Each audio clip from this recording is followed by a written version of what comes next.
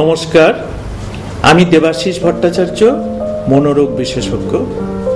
আমি নিজে যখন রিল্যাক্সেশন করি এবং অন্যকে শেখাই, সেই পদ্ধতিটি অত্যন্ত সহজ এবং এক ধরনের স্বনির্ভর চর্চা।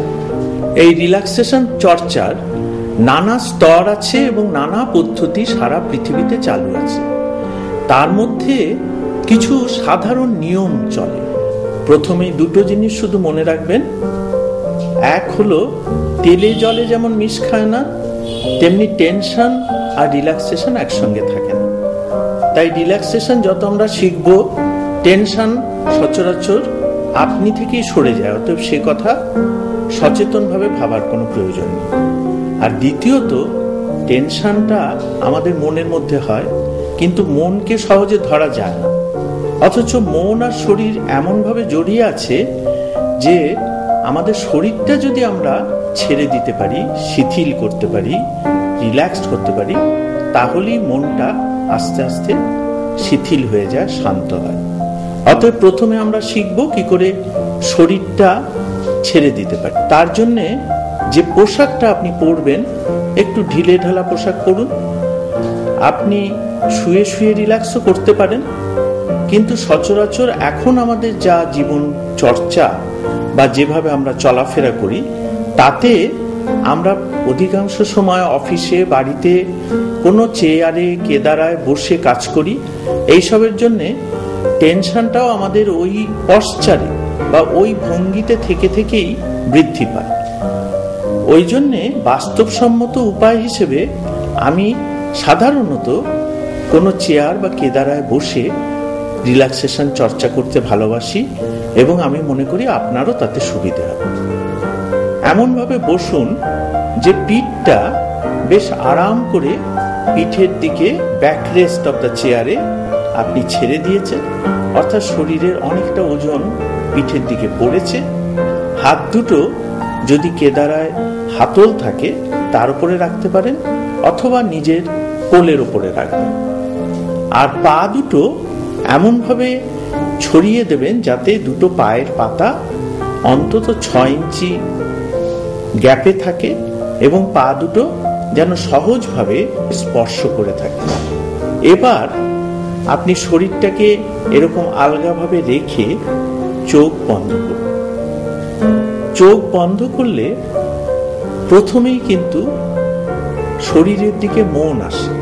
রিল্যাক্স করতে গেলে প্রথমেই আমাদের শিখে নিতে হবে আবার এই সহজ এবং স্বাভাবিক ব্যাপারটাকে।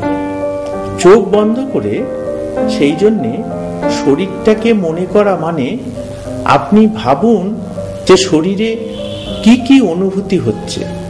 আপনার নিজের অস্তিত্বকে আপনি ক্রমশই বুঝতে শিখছেন।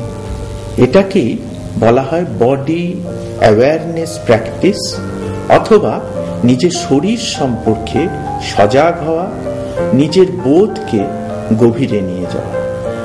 এই অবস্থাটা হলো প্রথম ধাপ।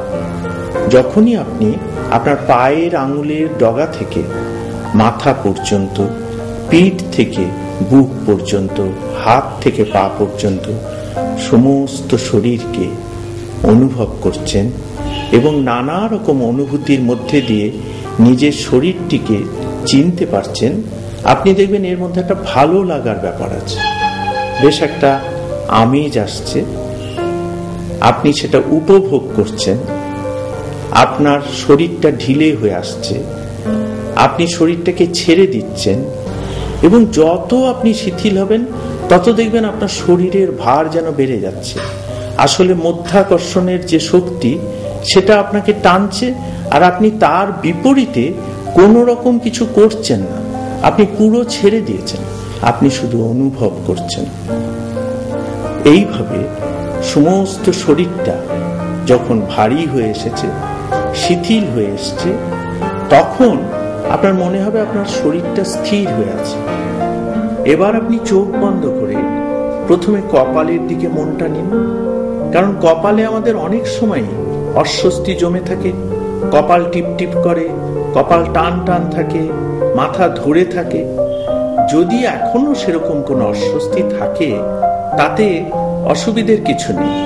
আপনি ওটাকেও সমস্ত শরীরের অনুভবের একটা ছোট অংশ হিসেবে অনুভব করবেন এবং আপনাকে সচেতনভাবে কোনো কিছু পরিবর্তন করতে হবে না। আপনি শুধু কপালকে অনুভব করবেন। তারপরে চোখের পাতা, চোখের পাতা একটা কালো পর্দার মতন আপনার চোখের সামনে পড়ে আছে। যেরকম আমরা সিনেমা শুরু হওয়ার আগে, টিভিতে কোনো প্রোগ্রাম শুরু হওয়ার আগে সেই স্ক্রিনের দিকে তাকাই, আপনি যেন সেরকম একটা স্ক্রিনের দিকে তাকিয়ে আছেন। মজা হলো, এটা যতই কালো হোক, এই পর্দার মধ্যে দিয়ে কিন্তু একটা আলোর আভা আসে বাইরে থেকে। সেই জন্যে এই আভা আসে মানেই একটা রঙেরও আঁচ আছে। আপনার কখনো মনে হতে পারে এটা নীলচে অথবা লালচে অথবা হলুদ। যেমনটি আপনার মনে হবে তেমনটি আপনার এই স্পেস। আপনি নিজে একটা মহাশূন্যের মধ্যে আছেন বা স্পেসের মধ্যে আছেন, আর আপনি সেই আকাশের দিকে বা শূন্যের দিকে তাকিয়ে আছেন। আপনার সামনে এই যে শূন্য একটা স্পেস, আপনি সেই দিকে মন দিয়ে আছেন এবং আপনি যেন ভাসছেন। এই যে মনের আকাশ, যে চর্চাটা আমরা শুরু করেছিলাম হাত পা বা সমস্ত শরীরটাকে অনুভব করা নিয়ে, সেই চর্চাটা ক্রমশ শরীর থেকে মনোজগতে উত্তীর্ণ হয়েছে।